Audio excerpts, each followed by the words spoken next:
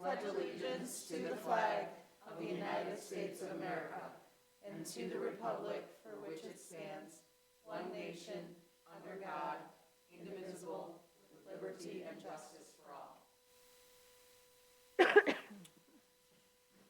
Thank you. May I please have a motion to approve the agenda?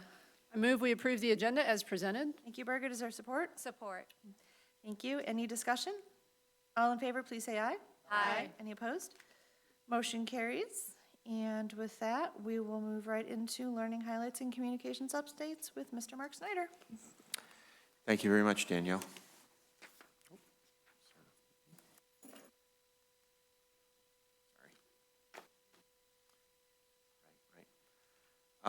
Just wanted to, I think, going this way, sorry.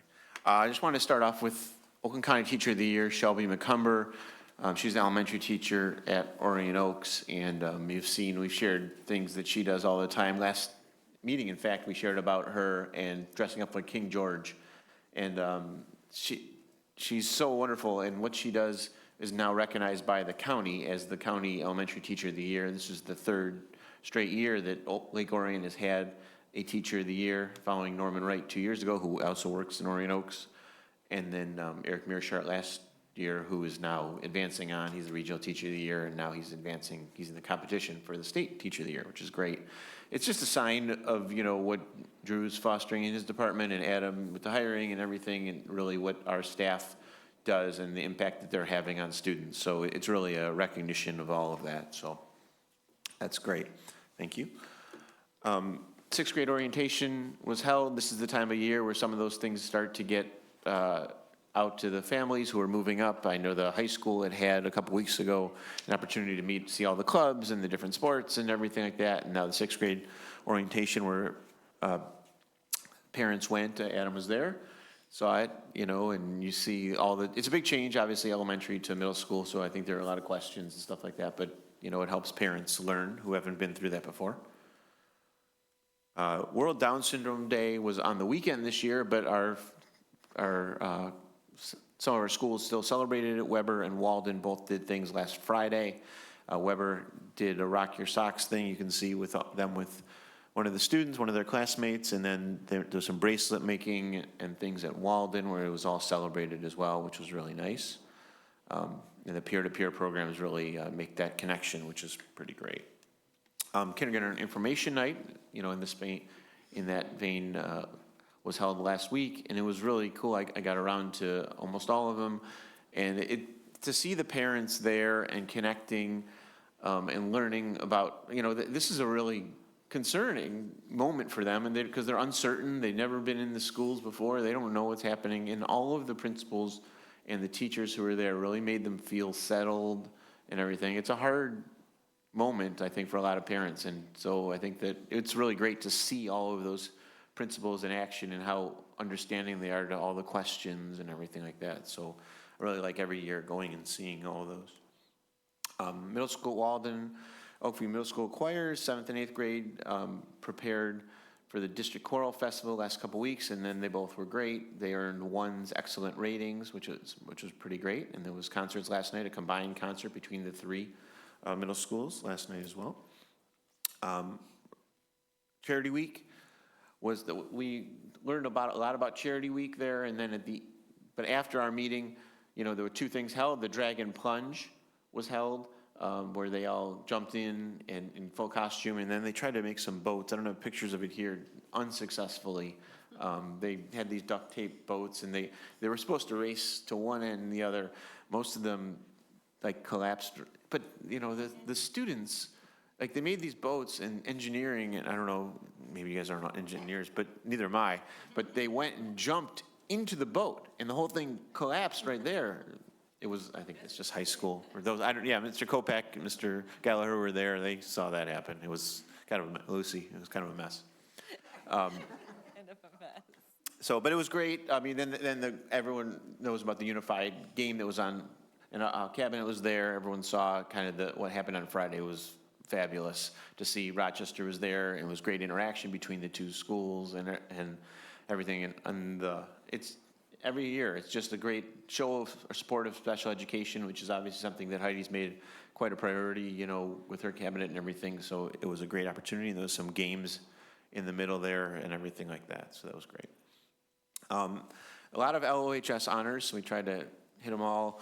The Rochester Unified Skating Team has our Lake Orion people, some of our Lake Orion students on the team as well. And they went to the state championships, and they ended up tying for first place with going in, but they actually had to do a runoff or a skate off, whatever they call it.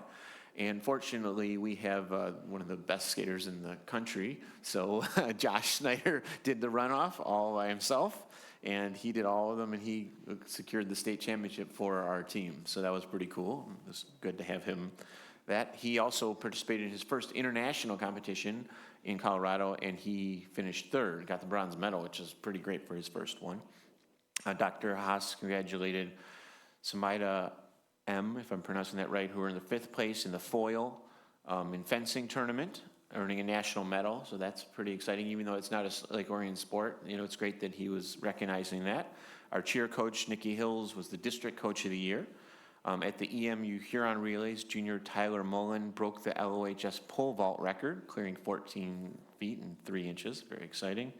And the robotics team was at Berrien Springs last weekend, and they won the Impact Award. That's the highest award you can get in FIRST Robotics, and it has to do with, you know, how you perform, but more, you know, the first values of appreciation, recognizing other teams, you know, role models, their community service, which is extensive, and creating culture embraces STEM. So that's, we're proud of them, obviously, and that qualified them for the state championship on April 16th and 18th.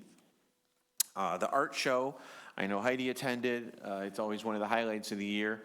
Just a couple stats on that. It was a couple weeks ago. Over 600 student art pieces were on display. 25 AP art students had their own display showing portfolios. There was hundreds of visitors who came by on that Sunday, March 15th, and the silent auction had over 50 handmade items and raised over $1,100, which was to benefit the LHS Art Club. So that was exciting.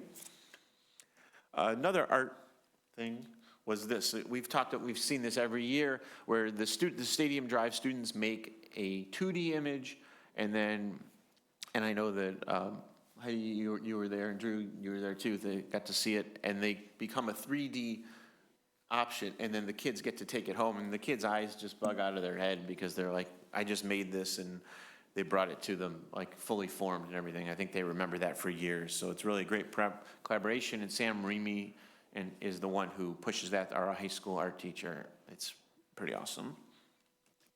March's Reading Month is winding down, but it's been great. I know that Cabinet's been reading in all different classes and everything, and some of them you go to, I know a number of them read in Stacy Giles' class in Carpenter. What she does before they came in, I got there before one of the guest readers one time, and she asks them, she goes through clues, and they have to guess. She gives them hints about who's coming, and you know, they always guess in their parents.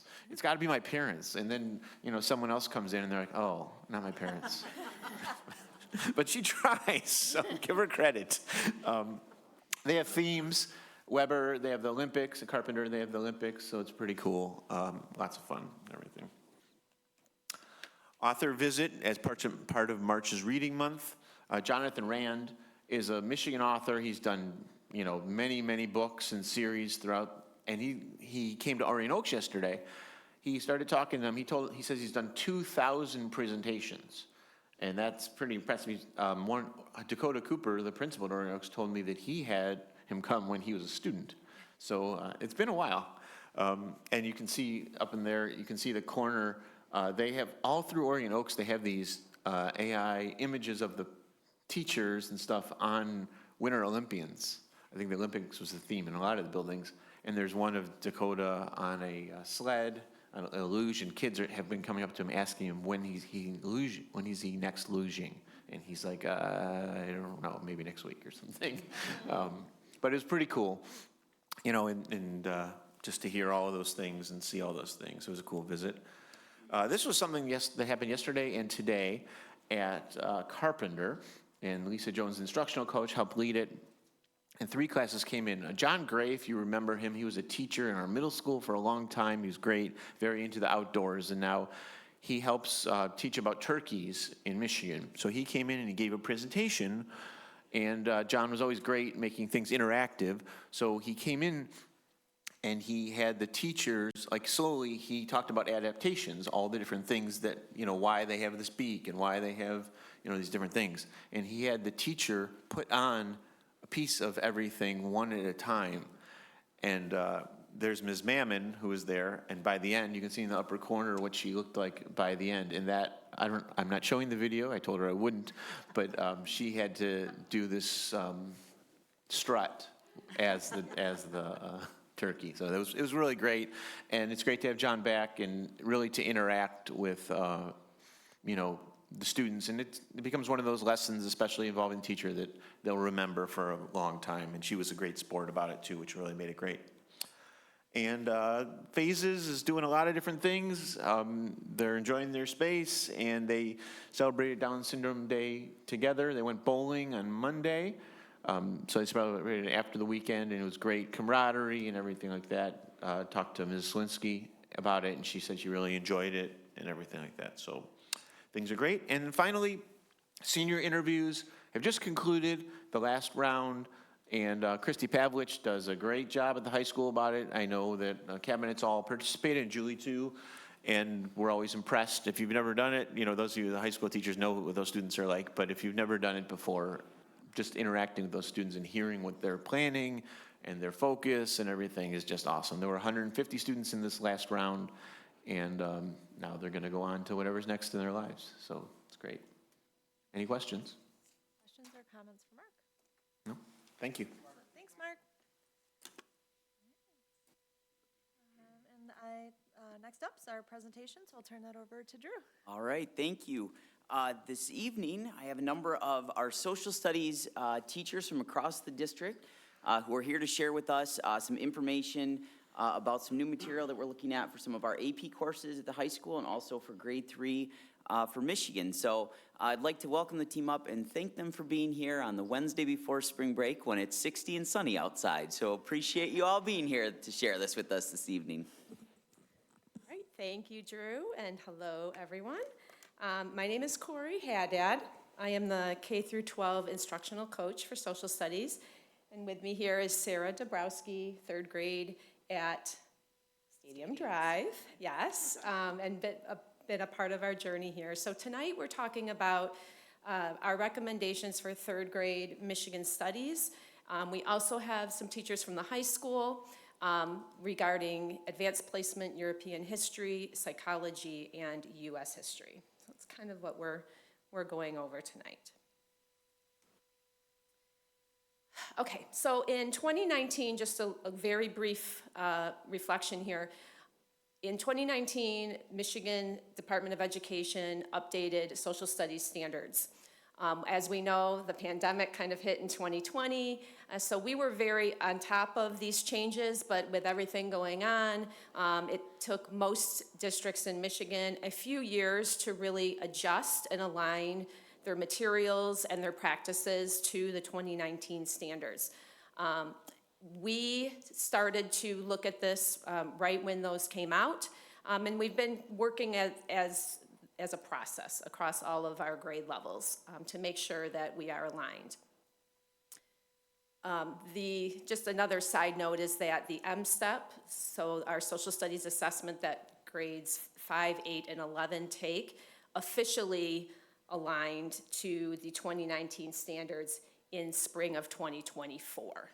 So now the state assessments are aligned as well.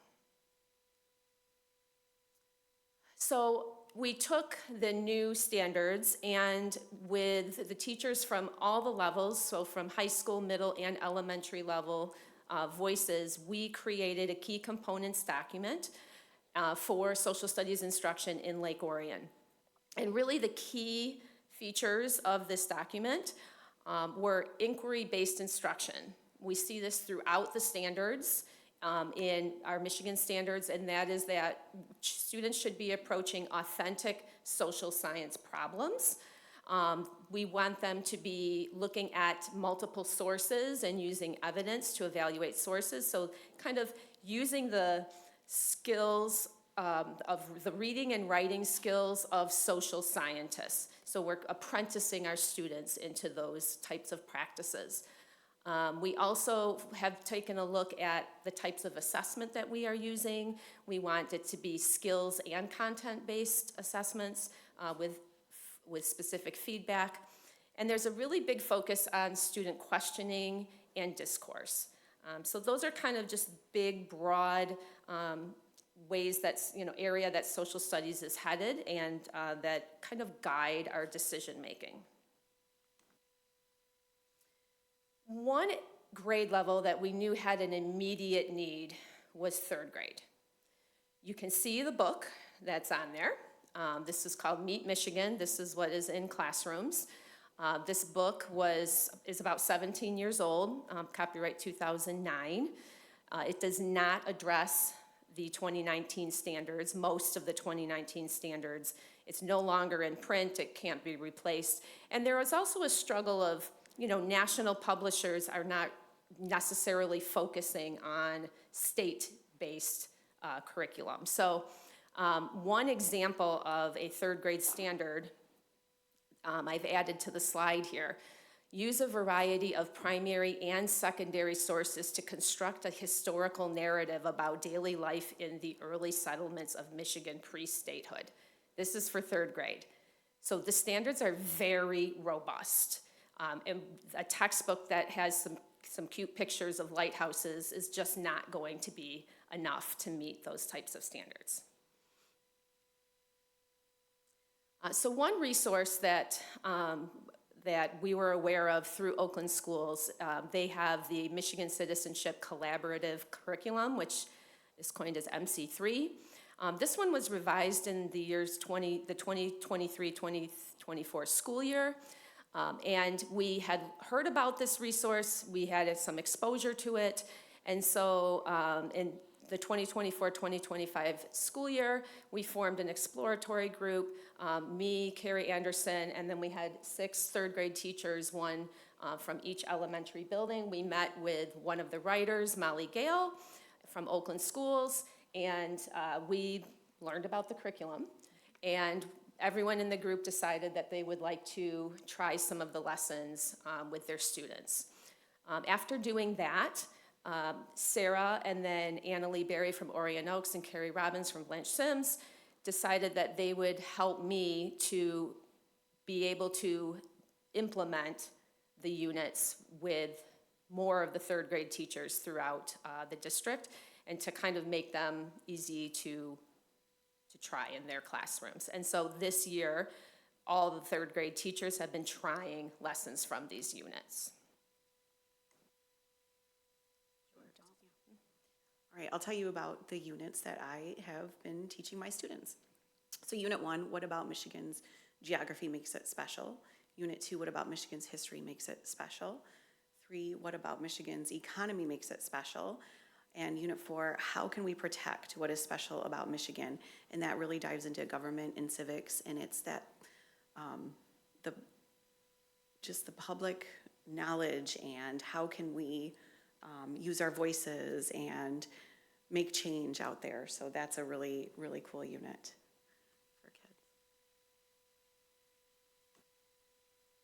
This is just a couple little snapshots of some of the parts of the unit. So every part of those units, if you notice the first ones were questions, what about this makes Michigan special?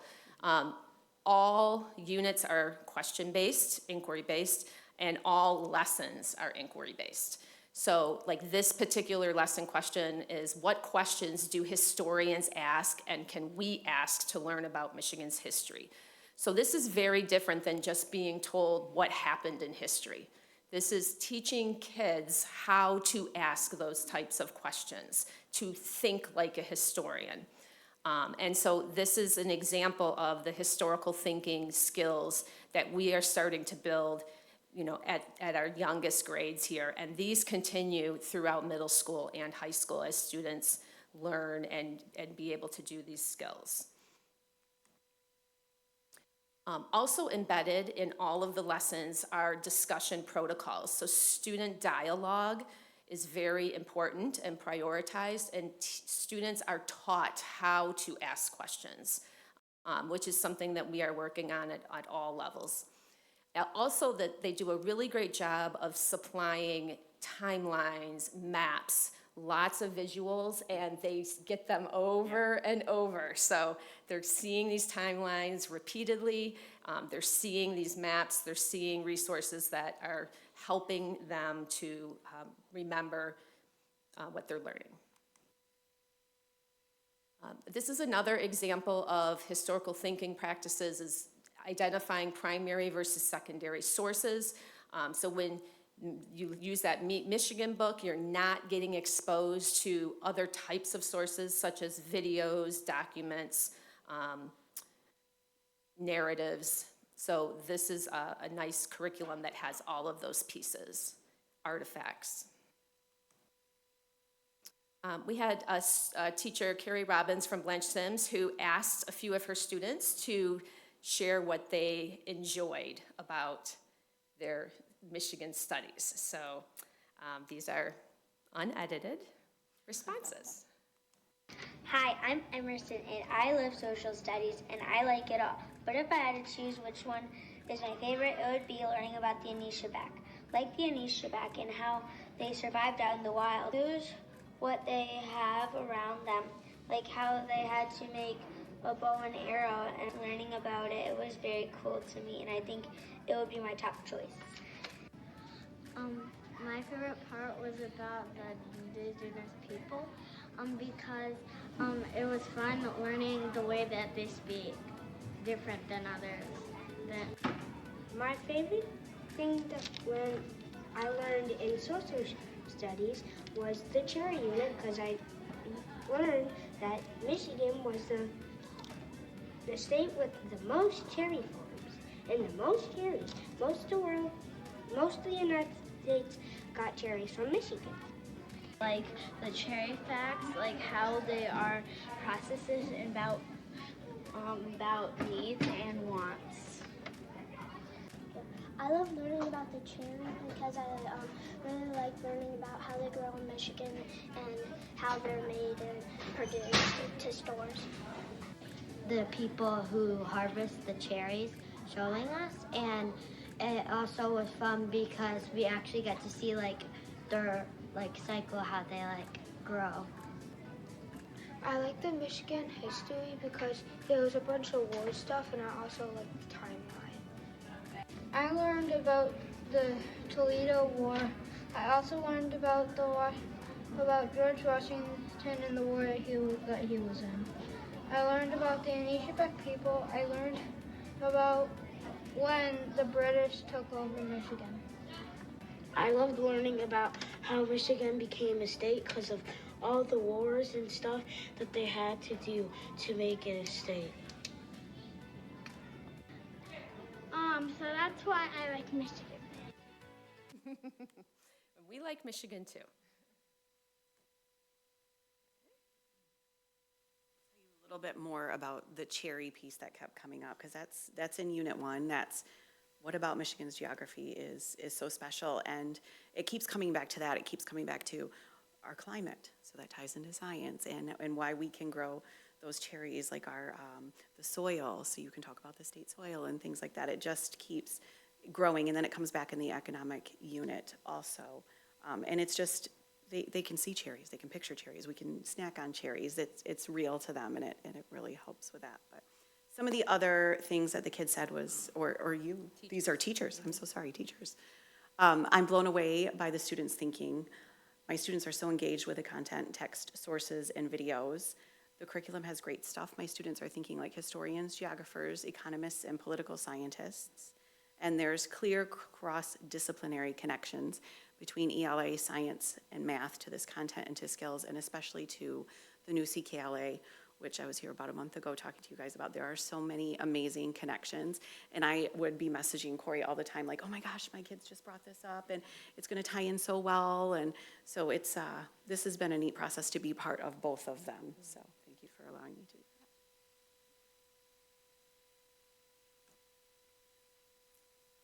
Before we transition to high school, is there any questions about elementary? Any questions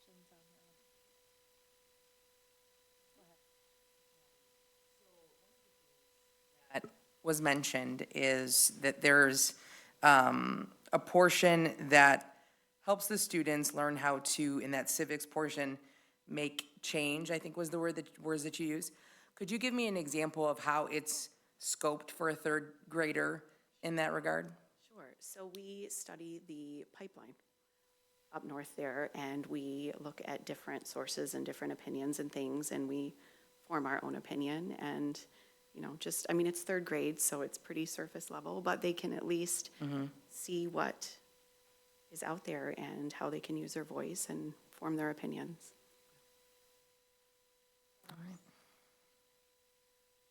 And sometimes I think using the voice could be writing an argument paragraph with giving a piece of evidence to support their claim. Right. Okay. All right.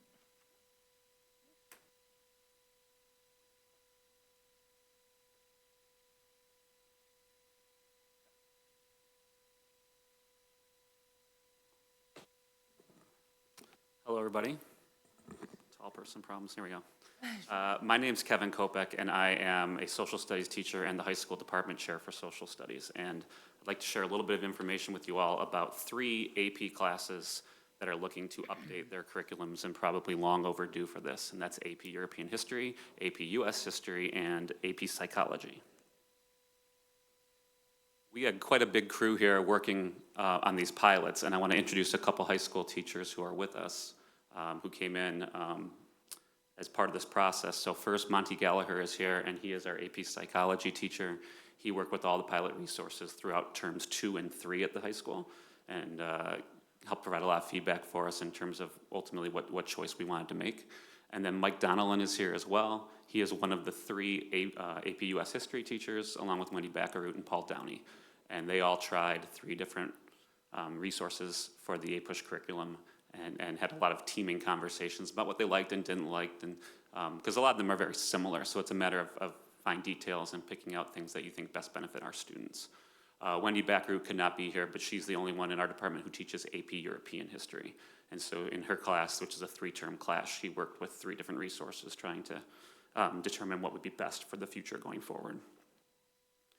I also need to give a quick shout out to Drew over here, because anytime we had questions, Drew and Corey were our #1 go-to resources to help us kind of move forward with the process. And they were both very, very quick to respond to concerns we had or questions we had, and eager to help us along the way through this process. We have not done a major textbook pilot in quite a while. So why new textbooks? The biggest reason more than anything is just the age and really condition of a lot of our books. Part of it, though, is because College Board, running the AP program, likes to see updated materials every 10 years. As their recommendation, they can't obviously force a district to do that, but we're working with an AP US History book from around 2006, 2007. Our AP Psychology book is 20 years old, and AP European History is probably about 15 or 16 years old at this point in time. So they're showing their age, and the biggest reason, probably more than anything, for coming to you with this request is that the College Board has changed unit structures and the order in which things are presented, and our textbooks are very much out of order when we're presenting them. So I can't speak to these 3 classes, but as an AP government teacher, when we're covering our content, it's like this unit we're in chapter 1, and then in unit 2 we're in chapter 13, and it's very easy for kids to be like, wait, why are we jumping ahead 10 chapters, and where are we going with this? And you have to be really, really organized to kind of keep track, because you're constantly jumping around these books. One reason we've chosen the resources that we have is because they are all aligned directly with the College Board's course description and their exam profile. And so they are going to be lockstep with the way that College Board has their online resources, and they are set up for the kids to move unit by unit exactly as it's supposed to be designed. So it's very helpful. For AP European History, Wendy looked at 3 different textbooks, starting with first term, and she has chosen The Western Heritage Since 1300, a book that's published by Pearson. We had digital textbooks available for her classroom, and the online resources were made available to her, as well as all the teacher resources. So we got to see their test bank of potential questions that we could use for the quizzes and tests. We got to see all of their connections to AP content, and This was true for all three of the different pilots that were done with this book, or with the three books, I should say.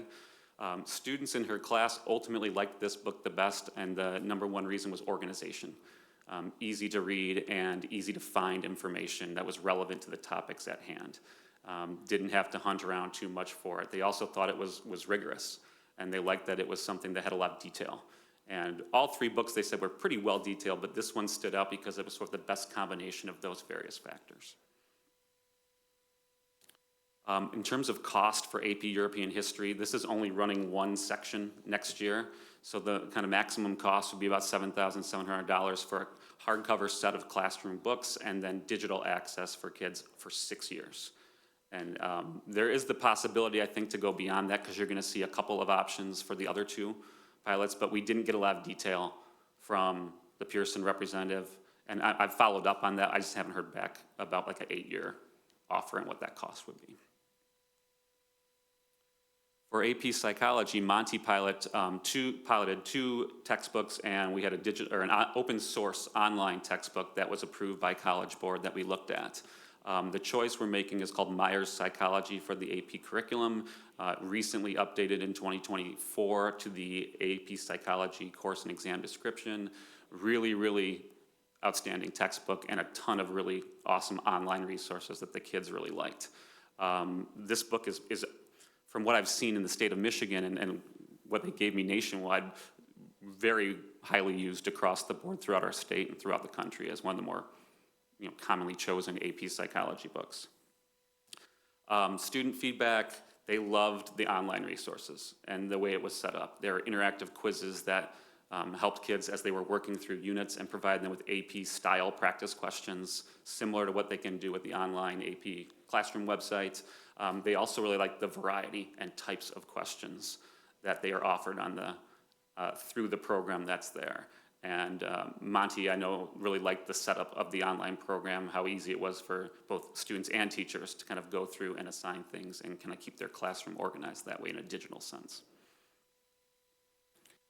For AP Psychology, our cost for this book would be for one classroom set of textbooks to stay in the room. We're looking right now, based on early projections, to be running 3 sections of AP Psychology next year. So that's going to be about 82 students. We would have digital access for all of those students with the online resources, the online textbook, and then the teacher's edition and all the teacher's resources are included in that price. They also would have a 6-year and 8-year option for digital access. So that would be something for the board to think about and consider in terms of what you think best value might be in terms of, and how long it might be before, social studies would come back here to request updated materials in the future. Finally, for AP United States History, the textbook we have chosen is called Give Me Liberty. It's published by Norton Publishers. We piloted 2 different kind of traditional textbooks with online resources, and then one open source, a College Board approved kind of web-based textbook during the first 3 terms throughout all of 2025 and 2026. So they were kind of constantly trying different units with these different books and seeing what kind of feedback they got from kids. Our students really liked this particular book for some similar reasons to AP Psychology. Number one was the interactive online access that they had. And this one stood out because of the styles of questions and the feedback kids got. They do some things that are kind of, I'm going to call it game-like, where it rewards you if you get things right, but then like sends you backwards if you get things wrong for sort of reteaching. And I think the kids enjoyed the challenge that way, and it was something that they had fun with while they were learning at the same time. They also have a very vast teacher resource AP test data bank with lots of different types of sample questions hitting the different elements of that particular test, which is one of the more difficult AP tests. So there's lots of different things that our teachers could use to challenge the kids in different ways through different formats online. For this book, the numbers are higher here, but we're also going to be running potentially 8 sections of AP US History next year, which is about 225 kids. As a result, what we're going to try to aim for is a classroom set of textbooks for our teachers, and then digital access for everybody to have access at home.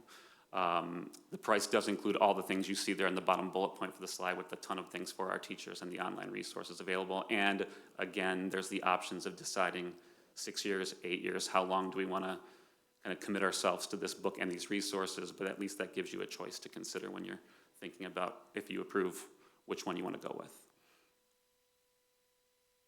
And then in terms of total costs at the high school for these 3 classes, and again, we're covering here just over 300 kids in the process of this. We're looking at about just under $56,000 if you choose the 6-year digital access, and just under $60,000 if you choose 8 years of digital access for our students.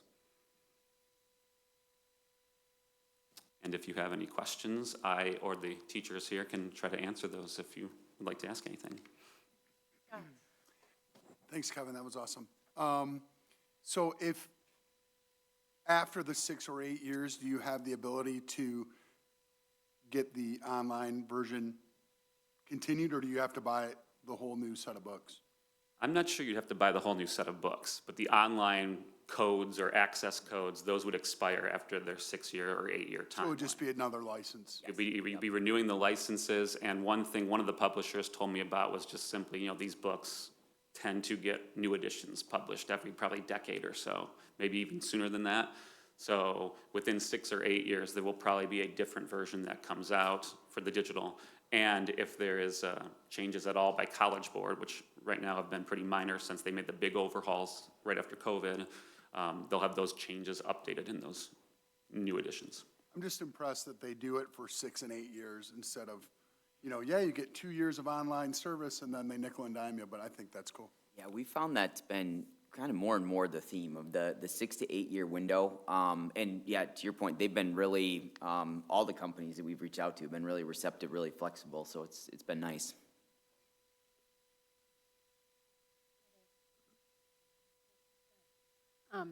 Thanks for being here, all of you, but Kevin, you get to be the guy answering these questions here, I suppose.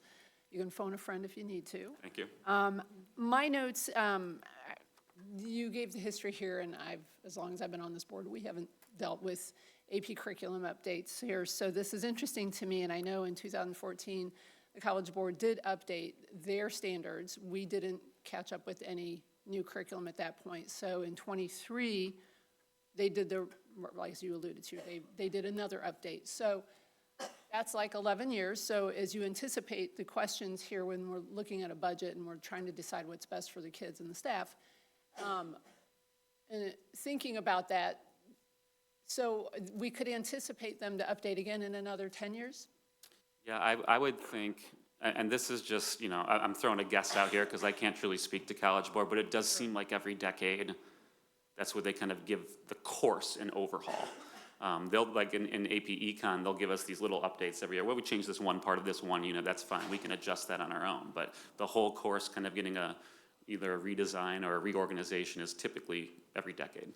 I think it's pretty remarkable that we've kept up with educating our students in the AP courses with the changes, and we still prepare them for the test successfully, and we still encourage them to keep taking these honors, well, beyond honors courses. So I'm proud of you guys for all of that. So as we think about this, and there clearly needs to be an overhaul, we have to factor in where we are at with the standards, you know, hopefully get recommendations a little more from you when you think about that 6 to 8 year, and Andrea, where we're at with budget. I appreciate the thought in that. And in 2014, they made some controversial changes, and I'd like to think that's all calmed down since then. I haven't heard so much about that anymore. But did you find any of that when you were piloting? Not really, no. I wouldn't say in terms of, you're looking at college textbooks here, right? These are written for college curriculum. So that's the one thing that we had to, you know, take into consideration is the way things are written. But at the same time, it's our job as teachers, you know, when the kids are reading material to work with them and talk about what they see and what they're reading, and if they notice anything that's, you know, may have potential bias or one particular perspective or point of view, our job is to make sure they see more than one perspective. So that's part of the assignments that we want to give our kids, to challenge their thinking and make them think about more than just any one particular position. I appreciate that, and I also think it's worth noting, you made me think of it as you were talking about that we're looking at AP classes here. It's not just a Michigan standard. The AP College Board has its own set of guidelines. They have their own recommendations. So when we consider this, it's highly prescribed, and what you guys get to choose for your piloting and what we're going to be able to approve is completely different than what we might do for any other level of curriculum. I think so. And you are given a pretty strict curriculum to follow, and how you go about teaching it and the activities and lessons you put together, that's where the teacher has a little control, but the content you are covering is pretty well laid out. Thank you. I appreciate your time. I'm wondering if this could be a follow-up for Drew to provide. I know that we usually get the updates on how many students take the AP tests and things like that. I wonder if you could break it down for us for these courses, as far as like how many students have taken it. You can go back however many, 2 years. And I'd just be interested to know, like, after this is implemented or if this goes forward, you know, there's an improvement in a couple of years, you know, and if you guys obviously seem to think that's going to be the case, right? I mean, hopefully. Again, I don't want to be the one to predict the future. However, I will say, like, we have been seeing. It sounds like it's going to be helpful. I think it will definitely be helpful, and we have been seeing an increase in numbers, which is a great thing that the kids are choosing to take, you know, a rigorous curriculum. And if it stays that way, it's not like we're jumping by leaps and bounds, but we are kind of steadily growing. And would you know off the top of your head how many students take the course, then how many move on to take the test itself? I only know how many kids are taking it in the AP subjects I'm teaching. I don't get a list of everybody. So, Yeah, but I'd I be mean, they curious. have access to that, so. Yep, I can definitely get that, and get that a little bit earlier than, I know normally that's our end of year, but I can pull our historical data and for get these? that for sure. Yep, That'd absolutely. be helpful to me. Thank you. I mean, he did catch how many sections and students. He said students, yeah. So, and I find it interesting that APUSH is it the most popular of the AP courses Yeah, that's so we take? cool. It's pretty Well, widely attended. it's one of them. So AP US History and AP Government have typically been our biggest sections. And I think AP US History is growing a little bit more right now because we've increased our numbers of taking AP World History in ninth grade or as upperclassmen. So if they're having success with that first class, they come back for more. Great. Drew and I guess Andrea, have you guys discussed at all the 6 versus 8-year options at all?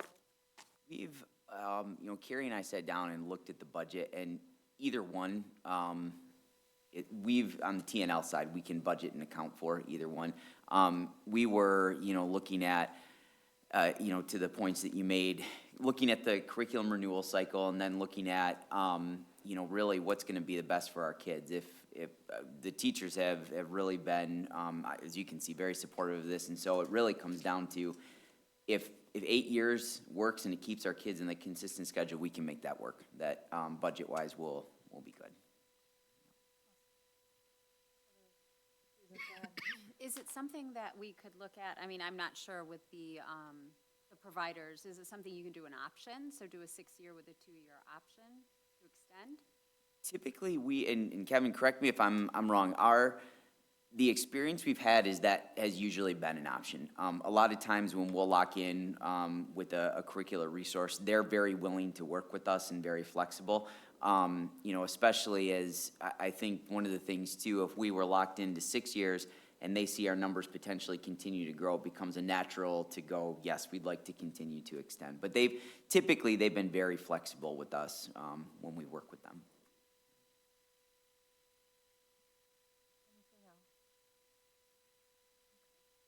Thank you. Thank you. Thank you all. Thank you all.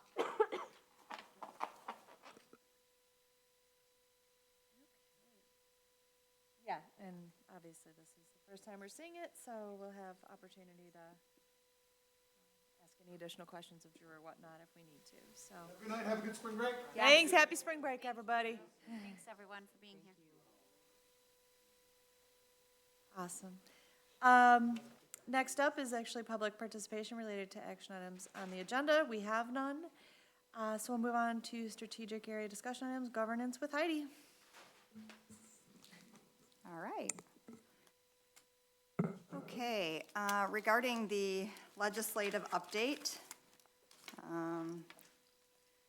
they've been busy again, right before their spring break. And so right now in the Senate did approve changes to the Michigan merit exam. So House Bills 4556 and 4557 target specific changes to the Michigan merit exam. This legislation would remove the requirement for the MME to include a writing component. It also eliminates the need for student scores to be listed on high school transcripts and replaces the current flexible 12-week testing window with a fixed statewide administration period from March 1st to June 1st. So this bill is going to head back to the House for consideration. So this one has gone back and forth a little bit over the years, but it looks like it has legs at this point in time, which honestly I think would help the 11th graders at this point in time. The House committee also held a hearing on literacy training requirements. Right now, there is a bill which would expand literacy requirements aligned with the science of reading across both teacher preparation programs and the current educator workforce. Basically, the House Bill 5697 would require educators responsible for literacy instruction in grades K through 5 to complete state-approved professional learning according to a phased implementation timeline with reporting requirements and a centralized provider model. The committee chairwoman stated that her goal was to vote on the bills after spring break. This is one that we are watching closely. Right now, they are looking at letters training, which, as you recall, a few weeks ago when our teachers presented on CKLA, several of our teachers in the district have already completed that training. However, mandating this across the state, there are a few things that we are watching closely. One, is it just letters? There is talk that there may be potential of some other options. But the bigger thing that we're really paying attention to is that any training or professional development that would need to be done, this is very heavy. We do not have enough professional development time in our calendar to be able to complete this. Anybody who has completed the letters training, it was done on their own time, and teachers were stipend. So this is something that we're watching because, again, there's not enough time in any school district timeline to provide this many hours of training. And really, the after hours, teachers would need to be compensated. And we all know we do not have those funds. So we are watching closely because this has potential, right? It's unfunded mandate. This would need to be funded in multiple ways. So we are continuing to watch that. Then we have the election legislation did advance in the Senate. So the legislation affecting Michigan's election calendar and administrative timelines advanced in the Senate this week. The Senate approved a package of bills that would eliminate the August primary election, move most primaries to May, and offer a February election option. This legislation also includes updates to candidate filing deadlines, petition requirements, and campaign finance reporting timelines. This bill now has been sent to the House. Again, we're watching this one closely. We discussed this before. We need options. It can't just be one election. House Bill 4477, this is water safety instruction requirement, is moving forward. This bill would require that school districts incorporate water safety instruction for all students in grades K-8 annually as part of PE, beginning in the 2028-2029 school year. The law mandates the Michigan Department of Education to develop a model curriculum and requires annual parent notification with materials created by the Department of Health and Human Services. This bill now moves to the full House for a possible vote. I have seen some of the specific requirements dealing with the curriculum here. The biggest thing that I think that we have had issue with is educators were not asked about this at all. Originally, it started off with more than grades K through 8, so at least they backed off on that. But some of the things that are required simply don't make sense if you do not have a pool or water. So we'll continue to see that. I get the reasoning behind it. However, again, I'm not sure how much more schools can handle. We're, you know, every year we're picking up more and more. So, which then, we have House Bill 4848, which would require schools to provide information and education related to sextortion prevention, which was reported from the House Government Operations Committee. The bill would require districts to distribute materials to students, staff, and families, and to adopt policies that promote awareness and prevention. So again, if you remember a year or so ago, we had to, you know, do gun safety, so now we're, you know, here's the next thing. This bill now moves to the full House for a possible vote. House Committee advances the federal literacy legislation, and I already talked about that regarding letters and phonics. And so I believe those are the big highlights at this point in time. So lots happening. Any questions, or Birgit, do you have anything to add? I would love to chime in on things that you've already reviewed and add a couple to it. I want to emphasize on HB 4583 and 84, the election dates that we're being asked to, we want the February, May, November. I think all the clerks in the state are in favor of moving August primary to May because it's a really tight timeline for them between August and November to get the ballots prepared. So we've got that going for us, but we want them to have those 3 dates so that and include us with our millages, right? That's what we want to keep in there. The other things I wanted to bring to your attention are, Heidi didn't touch on this one, but this is House Bills 5427 and 5428, the virtual instruction days. They're trying to add those back in, which I know would be very helpful for us because they took them out abruptly and we had to scramble for this year for testing times. And the hope is that they get through, the caveat being you have to have MDE approval for them, but at least if it's passed, it would still give you the option of utilizing that. Regarding that letters, that professional development for teachers, I was had a board of directors meeting for MASB last Friday, and the update from Jennifer on this one really took me aback. And we had just had an MDE presentation about the science of reading and the curriculum changes coming that we can expect to see. And I was able to say, well, we're seeing it and we're on it. And I was able to testify to what our teachers presented to us in saying all the professional development they've taken and yet to take and how vigorous it was. And this legislation adds more to it, and it really bothered me, and I was able to advocate and let Jennifer know that when you advocate for this, they can't have it both ways. They can't keep adding to the standards of even what the teachers have to be tested. The way I read this and the understanding of it is that piece of legislature would make our teachers who have already done professional development for our new curriculum take letters on top of it all. It's too much. So the feedback was helpful for them, and the fact that it's an unfunded mandate is also massive. The one thing I wanted to add to your discussion about the sextortion law is somewhere embedded in all that language is you have to have a board meeting about it once a year, which is also very vague, and nobody knows what that means. So there's a lot to work through. They throw a lot out there, and some of it's kind of sloppy.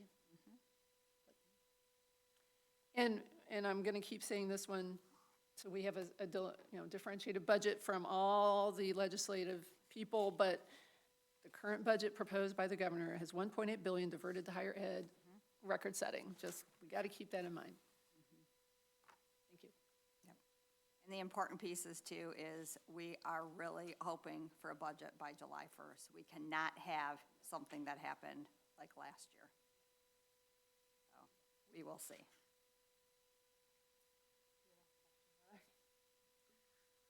Yes, is state-approved professional, like this mandated professional learning for staff, common? It has occurred in other states, yes. Is it new for us? It would be new for Michigan, yes. And would set that precedent, then the local control part of the idea would then become less and less, correct? as it would be a mandated, this is what we want the teachers to learn, because this is what we want the students to, essentially that like Yes. claw in And the I whole thing. get, the idea behind it does make sense because of all of the research with the science of reading. However, it should happen in teacher certification programs. Yeah, that makes sense. Um, What is the company, who's benefiting from the state mandated training? Like, is there this letters company, or is it CKLA? They're not the only ones, the science of reading. Like, is there somebody that's lobbying for all of the teachers Oh, to? I would think behind the scenes. Yeah. But letters, I do know, is something that is used in other states. So this is not just something out of the blue, and it does go along with the science of reading. However, I also know that there's been, others who have been advocating that, why does it just have to be letters? Can there be an option of maybe, another, Orton Gillingham, I think, was another one that was mentioned, because there are some districts that, already use that. I don't know if that is going to be the case. It does seem, right now, the push is for letters. I don't know if there's gonna be other options. Okay. And then is letters the same letters training as the CKLA? No. No, okay, those are two different things. And some of our teachers, Got it. all of our teachers will have to go through All the same. CKLA training. It's a mouthful, because that is the curriculum that we're implementing. However, a lot of our teachers, and I don't know how many, but there have been several that have elected on their own to do this letters training prior. But again, that was a choice. I don't even think they're done with it, right? Weren't they still continuing to do it?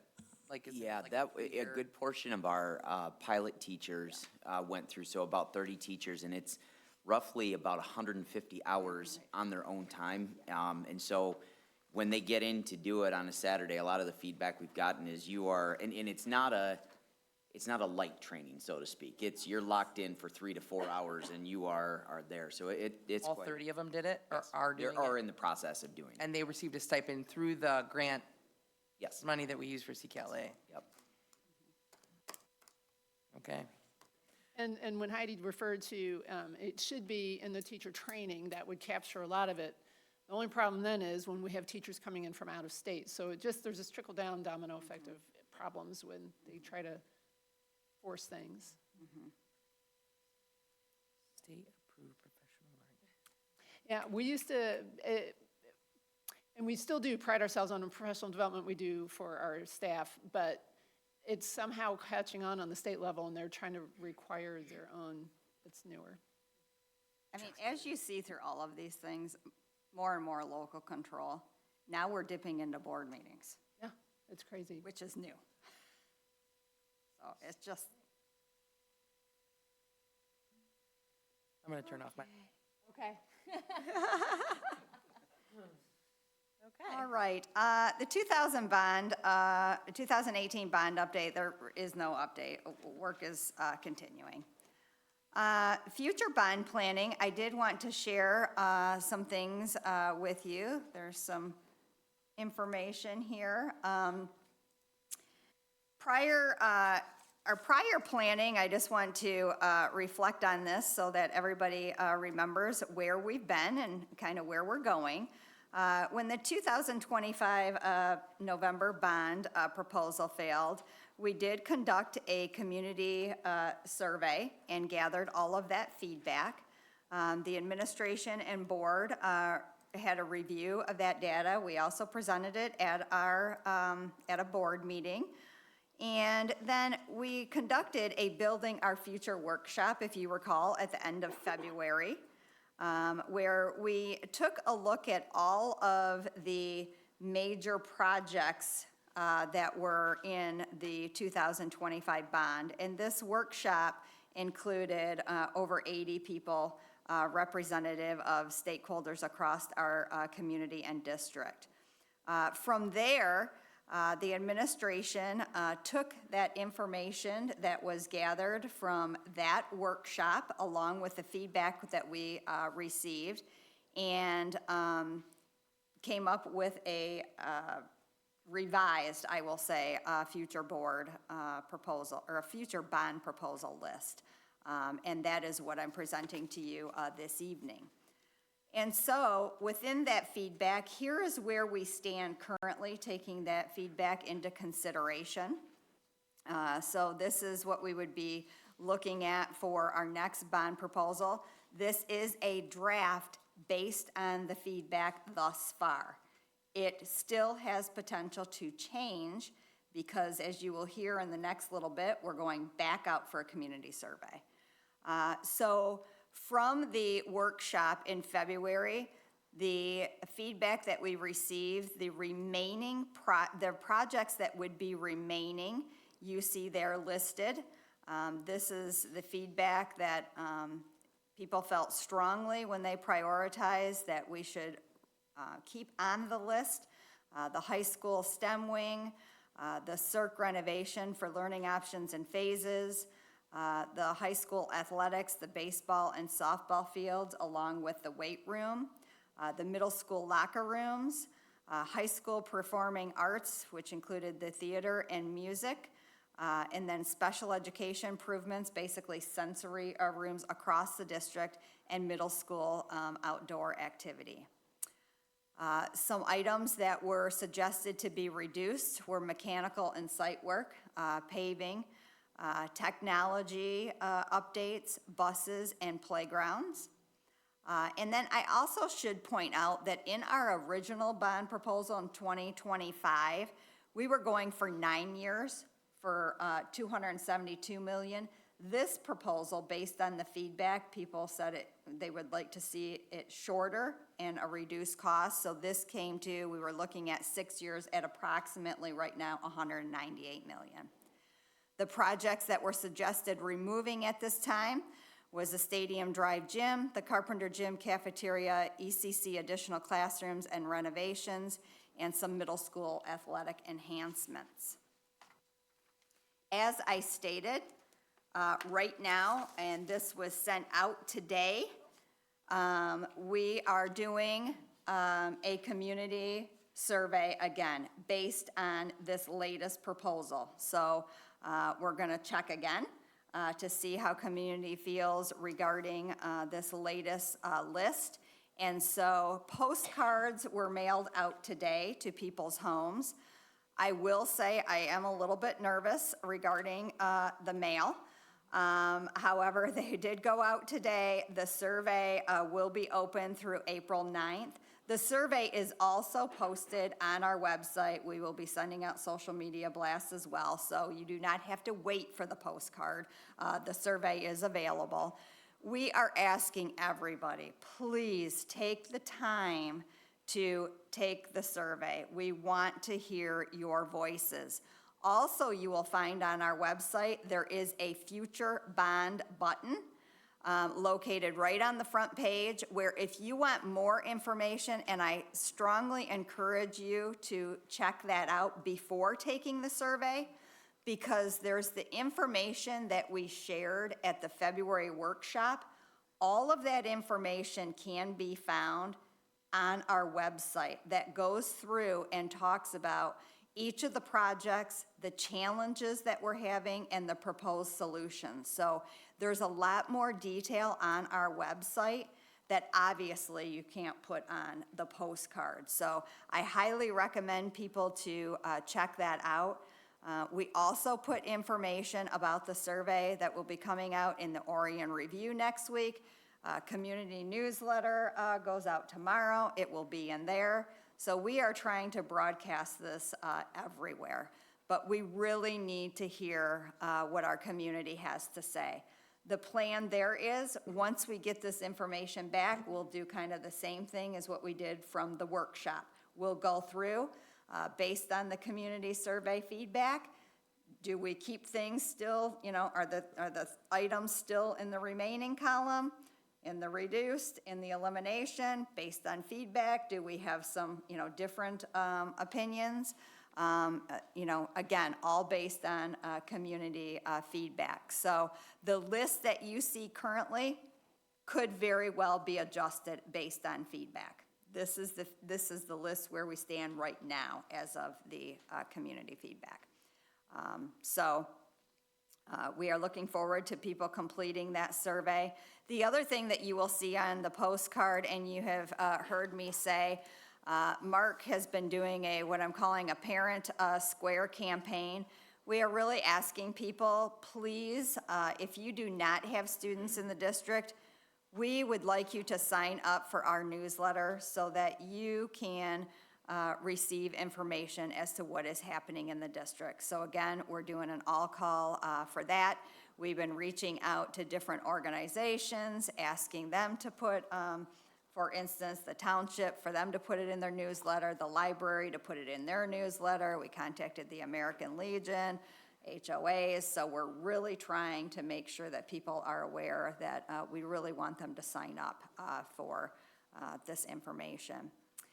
And then we have, here is our future timeline. So as I said, the survey will end on April 9th, and then we will have some time to review that feedback and adjust if necessary. And then we will be coming back to the board for the final proposal, which will need support on April 22nd, because then we will have to prepare the Treasury application, and then we will be looking for the board to certify the bond proposal in July after the Treasury meeting. And then we'll submit the certified bond proposal to the Oakland County Clerk in August, and then go out to vote on November 3rd. So it's following really the same timeline essentially as last year. So that is where we stand at this point in time.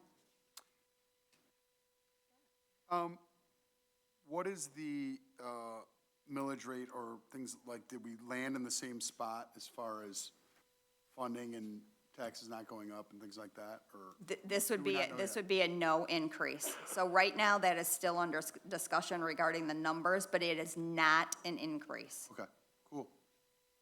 And it could potentially be a decrease, right? potentially. Awesome, thank you. Others, Jeff? I just want to thank the admin team for all the efforts they're making to get community voices involved, the different meetings and all these platforms to communicate thoughts, and that you're already getting some feedback and made some adjustments. So please keep up that good work.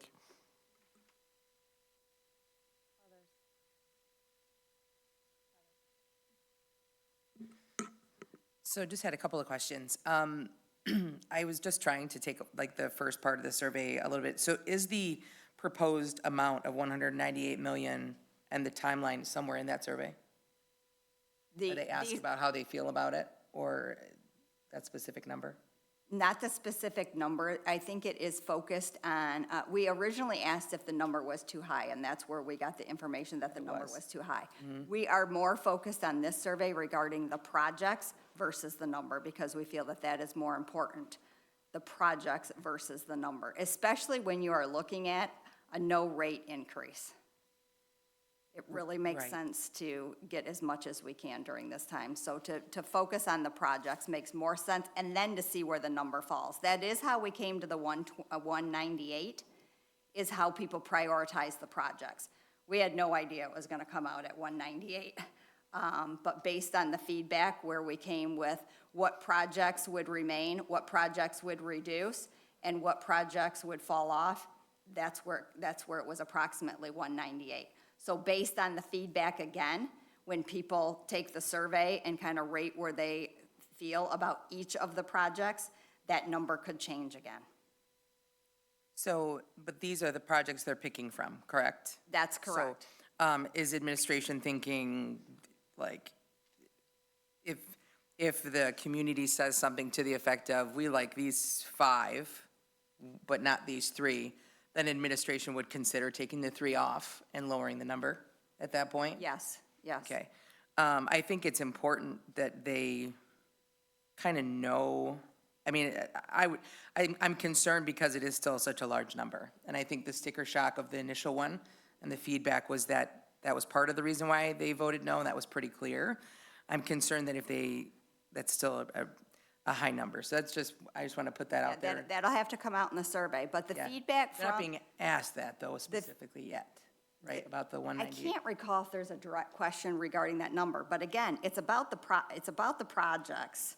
I know that. Not necessarily the number. The other thing is the feedback that came back from that February workshop Right. was that it's more important to get as many of these projects done as we can versus the number. It was very difficult for people to prioritize the projects because they saw the need. And so that's why I'm encouraging people, it is very important before you take the survey to go to the website to get further detail. There's no way that we could provide all of that within the survey. So people need to, again, just take a little bit of time to really review that information that is on the website that came out from that February workshop, because that is one of the things that we heard, is that we need to focus on getting some of these, bigger projects done, so. Right. And I'd be anxious to see the results of the survey. Will we see those also before the April 22nd meeting, or will it just be cabinet that will see the results of this? No, it'd be the same thing as what we did with the last community survey, so we So will we'll provide see you it with the on the summary. 22nd? No, you'll see it prior to. Prior to, okay.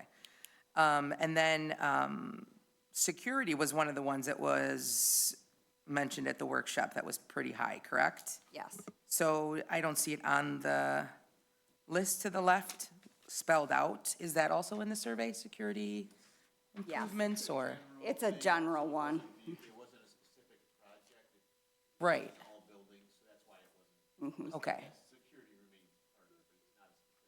I think, was it one of the top ones, though, at the workshop that people put at the top of their? Yes, and I do list? think that it is part of the security infrastructure on the survey. I do believe that it Okay, does say 'cause that. I think that's But it's also important. important to note, not every line item is on this. There's no possible way, because remember, the application is this thick. So again, there are some things that, were kept in, the line items were kept in. We are just talking about the bigger projects, and I do believe in the survey, it's under safety and infrastructure, so it is listed on there. But safety is a priority. Yes, and I think it was just something, again, that's important, and something that I think if people recognize something out of that 100 and whatever million's gonna go, that's something that they see, because I think that's something that is automatic for people. Yes. That they will get behind. So I just was curious, because I know I was talking about at the workshop. I think that it's important to take the information that was learned at the workshop by also recognizing that those are people with a great interest in seeing it move forward, usually people that, not everybody Yes. there, but just recognizing that those are people who are also very invested, and trying to reach the people that took the community survey but weren't at the workshop. So just still concerned about the reason that it didn't pass, and still looking at those things just to make sure we don't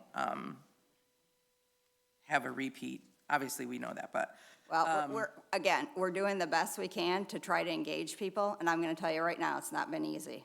Yeah. Why, I don't know. I'm aware. I do think that people, right, it's just, there's a lot going on, but we are trying to encourage people. This is your community, that whether you have children or not, it directly impacts you, whether you want to believe it or not. So we are asking, and it's very important. We also, only lost by a very low number, and so we need to keep that in mind too. I will also be coming out with, I think it will be important to communicate, and more will be coming out in the fall, that, if the bond doesn't pass, I've been asked, what will happen then? And so there will be more of that coming. I think that people need to know that, because if it does not pass this time, we will not be turning around and more than likely going right back out. It will be a little bit of time, which we have needs. So then some hard decisions are going to need to be made. So I will try to provide as much information as I can regarding that, but that is the reality of the situation. And then, so there's not an increase, but we're not doing a decrease like we sold before? We Not yet. we are working with PFM regarding that. Okay. But the message here is not an increase. And is there any concern about that there's spring break when we're having most of the survey time for them to take it? Because it doesn't end 4/9, right?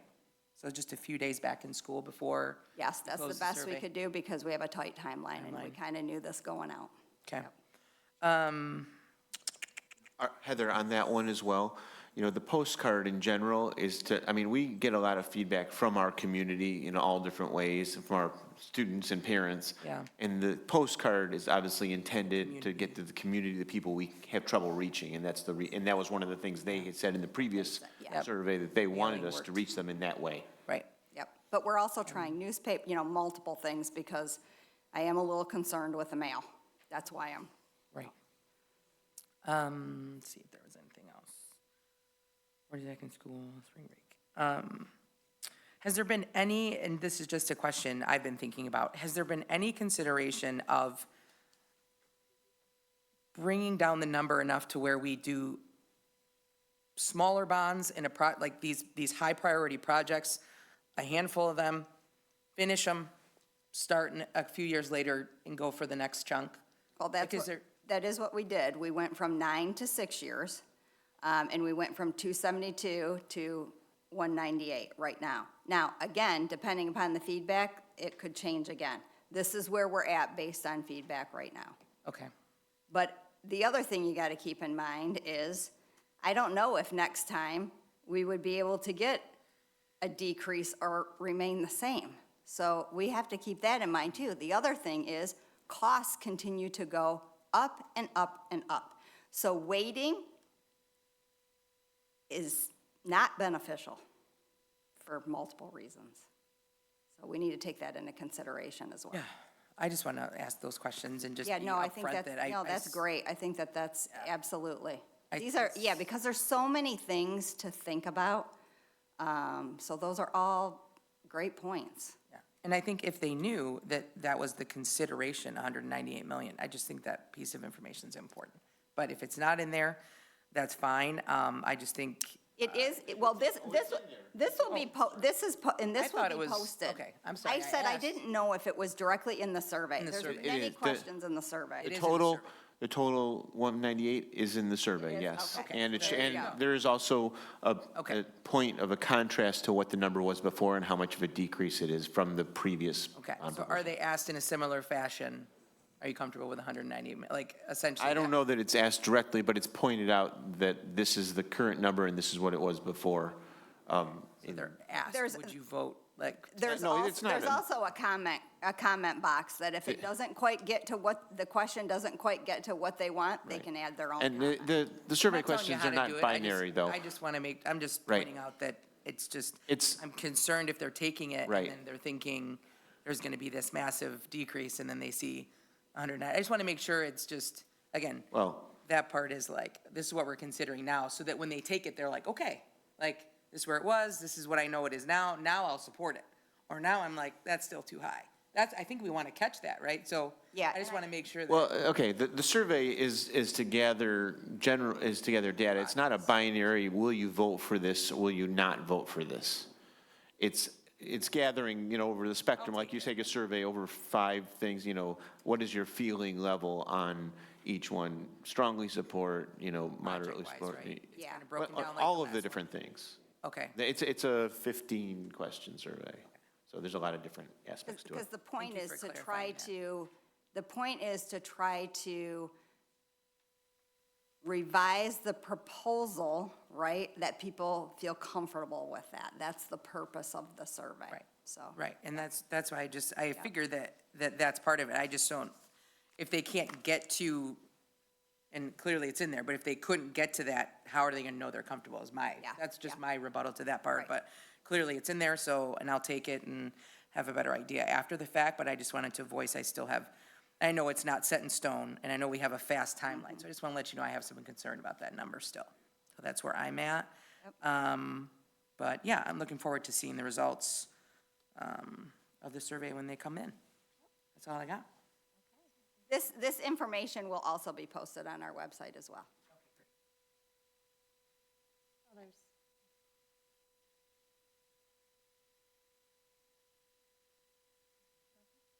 Want to make sure I didn't miss anybody.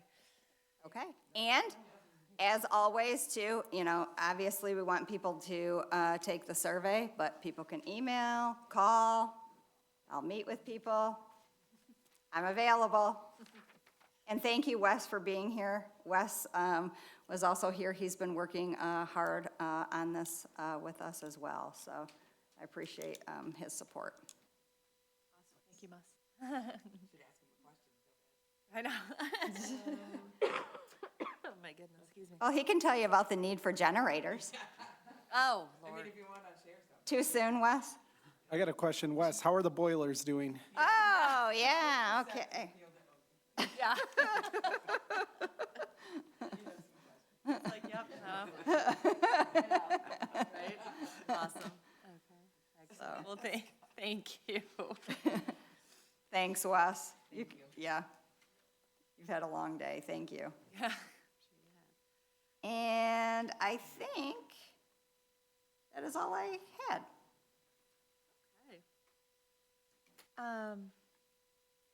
Next is Board Self-Assessment Committee report. I'll talk about that first because up next is Board Operating Procedures. All of the things that we discussed were from our February meeting, where we went through all of our, obviously, our Board Operating Procedures. So in your packets, all of those modifications, and we can talk about those in just a second. But other items to note that came out of our Board Self-Assessment Committee is we talked about the conflict of interest again, and to verify if board members would need to abstain from voting on payment of bills as an employee of a business. Julie actually followed up with Brad Manasek on that as well, and the answer to that question is yes. So there would, in the future, probably be a couple of instances where two of us would need to abstain from a particular bill's vote, so those bills would be separated out, so we could vote on the rest, but not on particular bills to, the payment of a business. So we also talked about exit interviews and meaning for outgoing board members. That's more homework for Board Self-Assessment Committee, but potentially looking into developing an interview process for an outgoing board member to meet with the Board Self-Assessment Committee after their term is complete, right? So not while they're still here. So let's say after, one of us is no longer on the board, sometime in January, February, giving them the opportunity to come in and sit down with the Board Self-Assessment Committee and just kind of be, what are your feelings? What would you want to tell the board, right? Just because there are people on the board that have been here, even if you haven't been here 20 years, if you've been here 5, there's some really valuable insight that you could share. It's kind of like, just like when you leave a job, you sit down for an exit interview and share, what could be different, what could be better. And, I feel like, and this was all Scott's doing to begin with, and I feel like it was your idea. There's just no more honest data than a person that's leaving. Right, exactly. So being able to. I think that it's something that we should gather as a Right. board. That was just my thought. Well, I'm curious, because I would like to think that along your journey on being on the board, you would bring up concerns or ways to improve or that kind of input, because it's important for how we function. Right. Like, I would want to hear from you before you left, like, oh my gosh, now he's gone, Right, and I'm just curious. I don't, we had a long conversation about it, so it's not necessarily the negatives, it's the positives. And these are things that I found that worked for me, that worked well, and, and just dealing and being part of a board, you know what I mean? Because we were kind of talking about learning and training and things like that, and you've got people that, they've been on the board 10, 12, 15 years, and then they just walk out the door and nobody ever has a conversation with them. Like, I just feel like that would be a really good person to sit down with even newly elected people and just have a conversation. But it doesn't need to be policy. It just seems like it's smart. Or just give the person the opportunity, the person could say, no, thank you. Absolutely. Yeah, so just give them the opportunity. Yeah, I wouldn't think of it as a complaint session. No. It's more a reflective session, right? Yeah. I know when Nate left, he wrote a couple-page letter that, just kind of touched on a lot of things that, it made you think,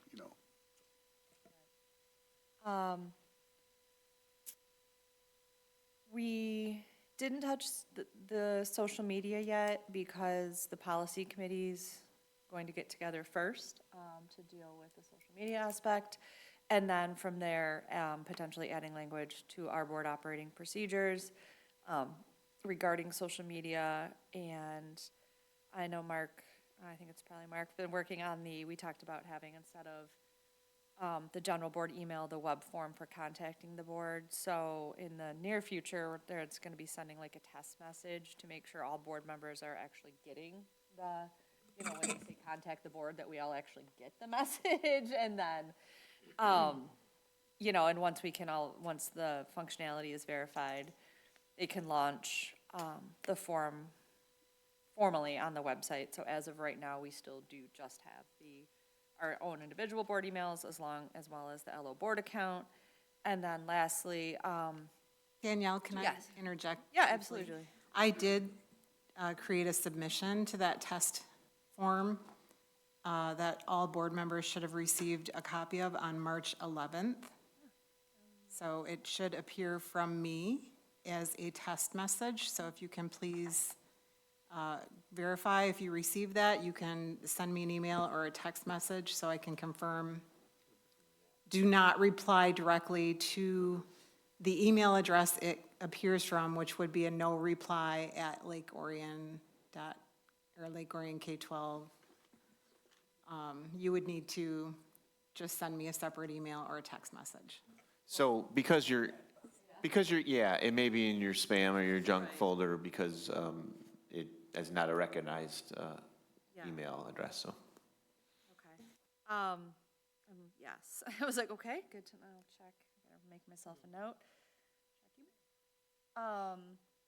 And then lastly, as you guys may have recognized, the kind of what is read before public comment has, evolved a bit. Normally, when I first started on the board, it was just reading this pretty list, and then since then, I've crafted something a little bit differently. So we actually talked about that because I know that was something we talked about at the workshop as well. So since spring break is coming and I will have a lot more time, I will re-edit the comments that gets read before public participation, and then Julie will send them out so everyone can have, insight into that if you have any changes you'd like to see. So that was the other part of our workshop, meeting. And then the other part, like I said, was the board operating procedures. So in your packet is the red line items and any additions. So if anyone has any,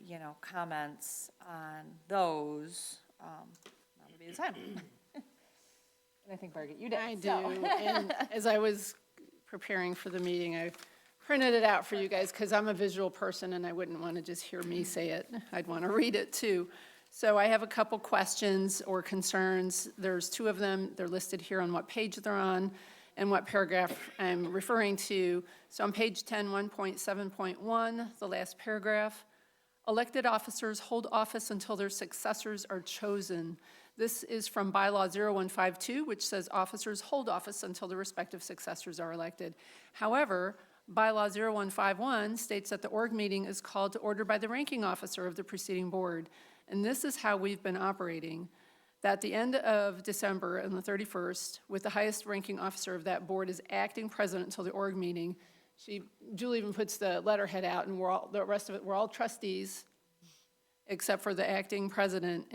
So I see this as two different meanings in our bylaws, and I just want us to decide which one we're going to use and follow it and make that part of our process and procedures.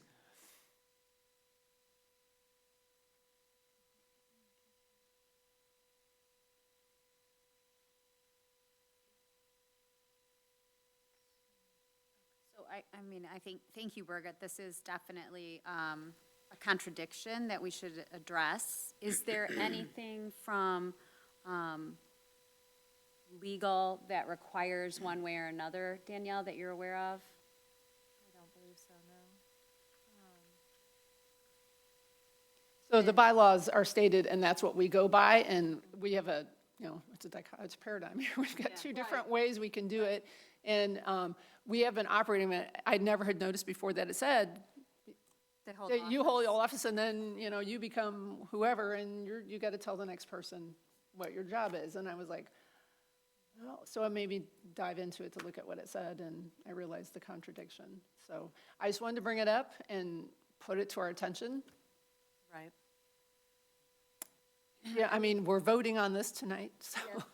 I would, my opinion is there is extra work in the way we've been operating in that, to your point, Julie has to change all of the letterhead and everything. We all become trustees. So it seems like a bit smoother operation to go forward with the officers holding their position until the election happens.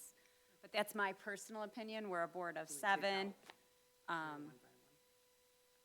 I'm open to what, further discussion if we want to discuss it.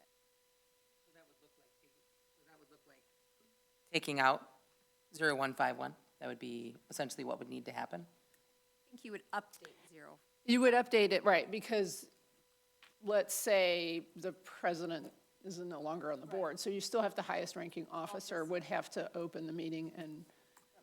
What would we need to change? Remaining, do that. I think you would just change it to say remaining elected officers hold their position until successors are chosen, and that, to It's Bert's just- point, that yeah. the highest ranking officer would proceed over the board until. Julie, does that make sense to you when you hear that said out loud? Yes, I can print that, and we can kind of wordsmith it in policy committee. We've got one coming up in April.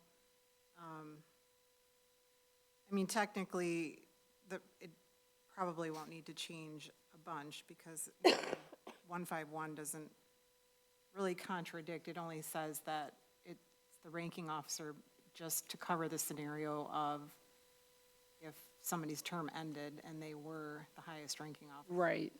I just wanted to make sure that the board operating procedures were going to follow what we're saying. So if we're going to go by that, but the elected officers will hold office, that's the one that's what caught me.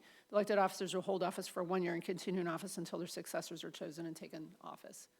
So if that's what we're going to do, then that stays. If we're going to remain, you know, December 31st is the cutoff date, then we have to take that out.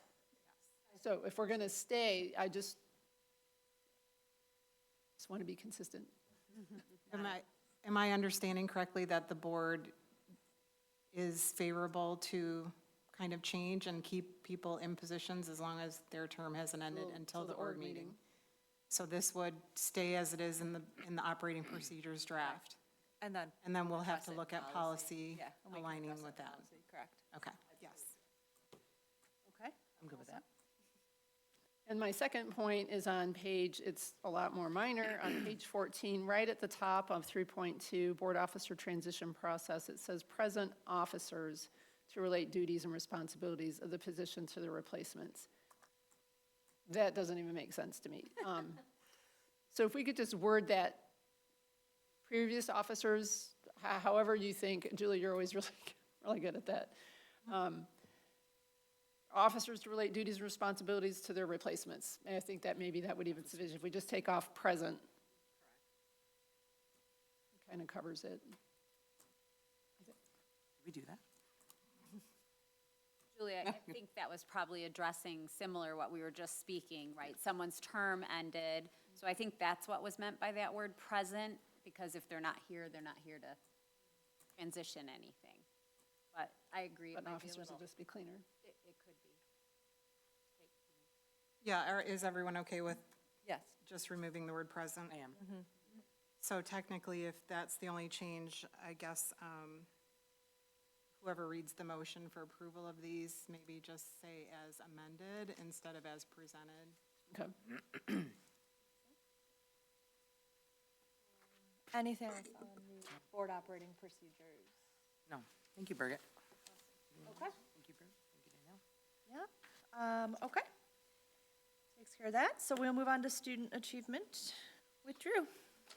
All right, thank you. The only other update I had this evening is I wanted to report that WIDA testing has finished for the year or for the current cycle, and just wanted to give a big shout out to Liz Slusher, our EL coordinator, and her entire team, because That has been a heavy lift, but also a very seamless process, and Liz is doing just a phenomenal job in her first year as the coordinator. So that is the only other update that I had this evening.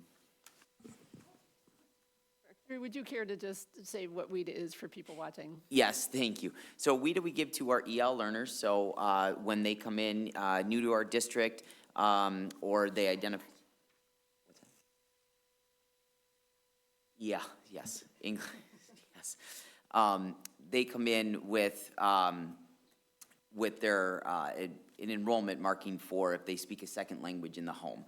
And then that triggers in where we test them to see what additional supports that we can provide in our school system for those learners.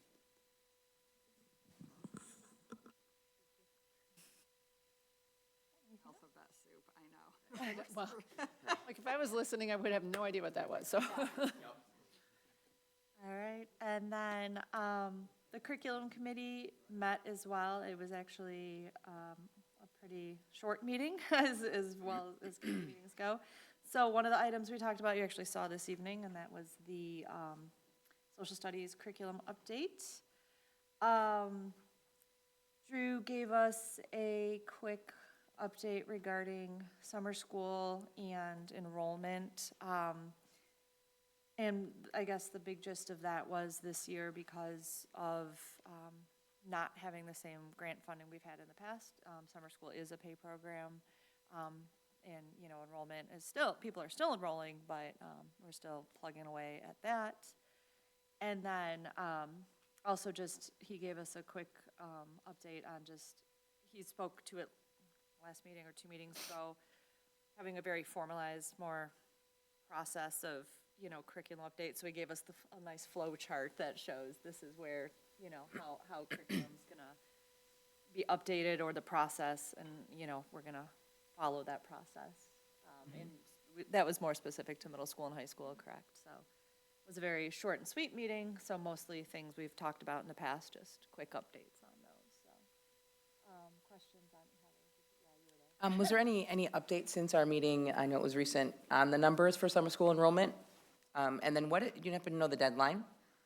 Or when they have to register for? Deadline we put for elementary was April 1st, so that's coming up pretty quick. Numbers have held pretty steady from the meeting, had a few more that picked up. For high school, we usually start the enrollment, that usually really gets going after spring break as we get into fourth quarter. So elementary is coming to a close, and then high school will pick up. I know that, that you had hoped that we would reach 100 registrations, right, in order to, now, is there a number where we won't run it because we would take, you know, not be financially able to run it? Or is there the ability to, like, we're only at 50, we open it up till May or something for people to enroll? I don't know.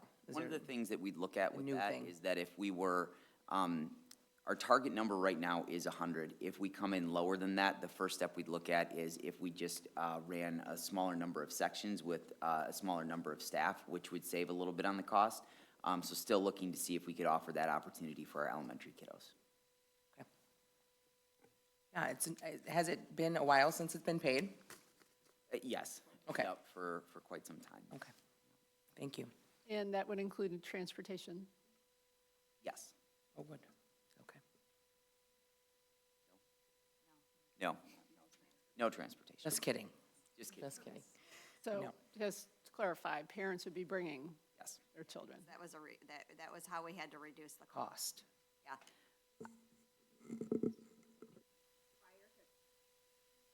Sorry. Prior to COVID, it was always paid. Parents paid. But regarding COVID, we had funds that carried us through several years. So we're just going back there. There's no way that the district can fund that summer program. And we didn't before. We were using grant COVID funds.